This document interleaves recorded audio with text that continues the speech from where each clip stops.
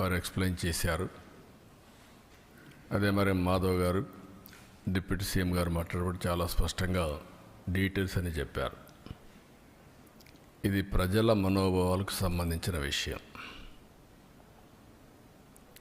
ఈరోజు ఒకసారి ఆలోచిస్తే నాకు వెంకటేశ్వర స్వామితో ఒక విధంగా మా ఇంటి కులదైవం. అంతేకాకుండా నేను చిన్నప్పటి నుంచి మా ఊరి నుంచి లేకపోతే మా ఇంటి దగ్గర నుంచి వెంకటేశ్వర స్వామి నామాలు మంగాపురం ద్వారా కనపడుస్తూ ఉంటాయి. అది చూసినప్పుడంతా ఆ భక్తిభావం కానీ ఆయన యొక్క ప్రభావం రీఇన్ఫోర్స్ అవుతూ వచ్చేది. మేము చిన్నప్పుడు బ్రహ్మోత్సవాల సందర్భంలో శనివారం వస్తే ఒక్క పొద్దులుండి మొక్కులు చెల్లించుకున్న తర్వాతనే భోంచేసి సాంప్రదాయ ప్రకారం పెరిగాం. ప్రతి సంవత్సరం పరీక్షలు రాసిన తర్వాత దేవుని దగ్గరికి నడిచిపోయి అక్కడి నుంచి మళ్ళీ నడిచి తిరుపతికి వచ్చేవాళ్ళం. ఈ దారిలో పోయి ఆ దారిలో వచ్చేవాళ్ళం.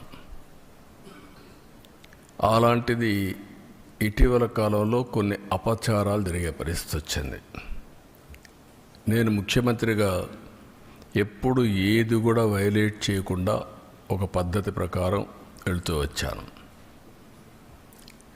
2003లో నా మీద హత్యా ప్రయత్నం జరిగింది. అది సాక్షాత్తు అలిపిరిలో. ఆ రోజు నేను ఒక పవిత్రమైన కార్యక్రమానికి శ్రీకారం చుట్టాను. అది ప్రాణదానం, కార్పస్ అభివృద్ధి చేయడానికి సిమ్స్లో ప్రారంభించి ఆ రోజే ఆనాటి చైర్మన్ టీటీడీ ఆదికేశులు గారు ₹1 కోటి ఫస్ట్ విరాళమిస్తే బ్రతికే సమస్య లేదు. అలాంటివి చూసినప్పుడు దేవుడిని నమ్మకుండా ఉండలేము.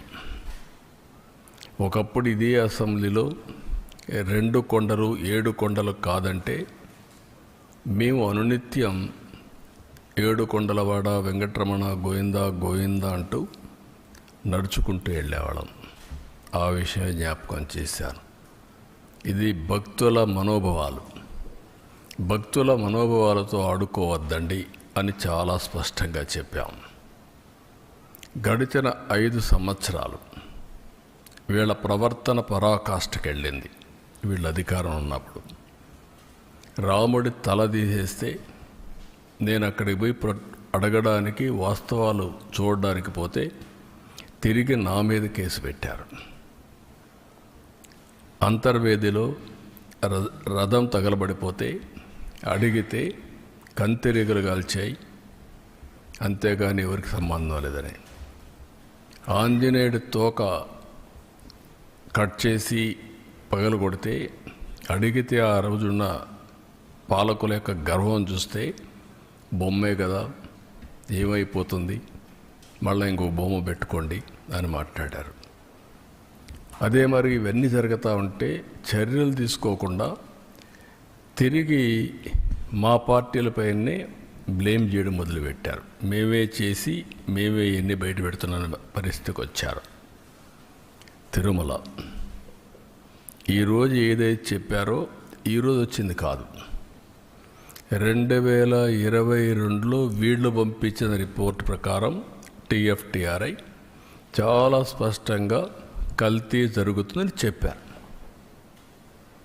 డెలిబరేట్గా తొక్కిపెట్టారు, యథేచ్ఛగా కొనసాగించారు. నేను ముఖ్యమంత్రి కాకమునుపు నేను చాలాసార్లు ప్రయత్నం చేశాం, పోరాడాం. కడాను నేను ముఖ్యమంత్రి అవుతానే నేను నిర్ణయాలు తీసుకున్న దాంట్లో ప్రధానమైన నిర్ణయం, ముఖ్యమంత్రిగా ఫంక్షన్ చేయాలంటే ఒక ప్రిన్సిపల్ సెక్రటరీ ఉండాలి. ఫస్ట్ ప్రిన్సిపల్ సెక్రటరీని పోస్ట్ చేశాను.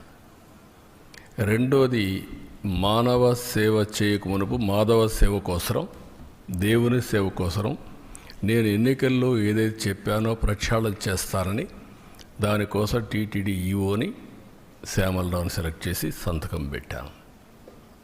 ఈ 2 చేసిన తర్వాతనే రెగ్యులర్ కార్యక్రమాలకు నేను వెళ్ళాను. అదే సమయంలో వెళ్ళిన తర్వాత అక్కడ జరిగే పరిస్థితులు చూసి ఇక్కడ పొరపాట్లు ఉన్నాయి కాబట్టి మనం టెస్ట్ చేయాలనే ఉద్దేశంతో అక్కడ శాంపుల్ తీసి ఎన్డీడీబీ పంపించారు. ఎన్డీడీబీలో చాలా స్పష్టంగా చెప్పారు. ఆ విషయమే నేను చెప్పాను. ఈరోజు సిట్ వచ్చింది. అసలు సిట్లో మీరు చూస్తే మొత్తం కెమికల్స్తో, పామాయిల్తో నెయ్యి తయారు చేసే పరిస్థితికి వచ్చారు. ఇప్పుడే కేశవ్ గారు చెప్పినట్టు దాంట్లో మళ్ళీ ఆ కెమికల్స్ కూడా కొన్ని ఆయిల్తో తయారు చేస్తారు, కొంతమంది యానిమల్ ఫ్యాట్తో కూడా తయారు చేస్తారనే పరిస్థితికి వచ్చారు. అంటే దేవుడు అంటే లెక్కలెత్తనం, డెలిబరేట్గా అపవిత్రం చేయడానికి మీకు విశ్వాసం లేకపోవచ్చు. విశ్వాసం లేకపోతే ఆ జోలుకు రావద్దండి. విశ్వాసం ఉండే భక్తుల మనోభావాలు దెబ్బతీయడానికి, లేకపోతే దేవుని యొక్క పవిత్రత దెబ్బతీయడం, ఇది చాలా దుర్మార్గం. ఇది మామూలు కాదు, ఇది మహాపాపం. నేను చాలా స్పష్టంగా చెప్తున్నా. ఇంతవరకు చరిత్రలో వెంకటేశ్వర స్వామి జోలికి ఎవ్వరూ రాలేదు. మీరు ఇంకా చరిత్ర డీప్గా వెళ్తే బ్రిటిష్ వాళ్ళు కూడా వెంకటేశ్వర స్వామి జోలికి రాకుండా మిగిలిన దేవాలయాలు ఇచ్చేసినా ఇక్కడికి వచ్చినప్పుడు మాత్రం వాళ్ళు ఇంకా ఇంప్రూవ్ చేశారు. రికార్డ్స్ కానీ, పద్ధతులు కానీ, సాంప్రదాయాలను కానీ ఇంప్రూవ్ చేశారు. That is the power of God. అలాంటి దేవుడి దగ్గర మీరు చేసిన అపచారం చూస్తే దుర్మార్గమైన అపచారం. ఈరోజు మళ్ళీ నిన్న మొన్న మీరు మాట్లాడుతూ ఉంటే చూస్తే ఎంత దుర్మార్గంగా మాట్లాడుతున్నారంటే, నేను అపాలజీ చెప్పాలి, మేము చెప్పాలి.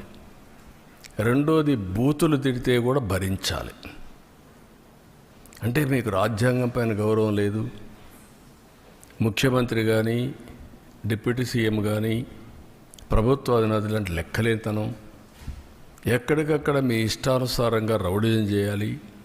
రౌడీజం చేసి మీరు అనుకునిందే వాస్తవాన్ని ప్రజలు మెప్పించాలి అంటే అంత నిస్సహాయం మేమందరం. అందుకే నేను అందరికీ పిలిపిస్తున్నా. ఇది చూసిన తర్వాత ఎక్కడ కూడా సిబిఐ రిపోర్ట్లో ఇది కల్తీ లేదని ఎక్కడా చెప్పలేదు. నేను అతని స్పీచ్ చూస్తే ఏమనాలో నాకు తెలియదు. కరుడుగట్టిన నేరస్తులు ఏ విధంగా అసత్యాన్ని నమ్మించడానికి ప్రయత్నం చేస్తారో అదే చేస్తున్నారు. నేను ఆంధ్రప్రదేశ్లో ఉండే భక్తులందరినీ ఒక సామాన్య భక్తుడిగా అపీల్ చేస్తున్నాను. రిపోర్ట్స్ అన్నీ మీ రోజుల్లో ఉంటాయి. దేవుని యొక్క పవిత్రత మనం కాపాడుకోవడం మనందరి బాధ్యత.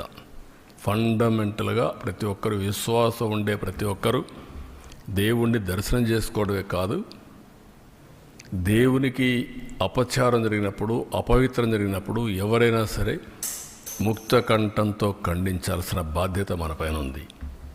తిరిగి ఇలాంటి చేయాలంటే ఎవరైనా భయపడే పరిస్థితి రావాలి. ఈరోజు అందుకనే మేము ముగ్గురం కూర్చున్నాం. ఇది ఇంతటితో వదిలిపెట్టే సమస్య లేదు. ఏదైతే అపవిత్రత జరిగిందో భగవంతుడే మాకు ఈ సంకల్పాన్ని ఇచ్చాడు.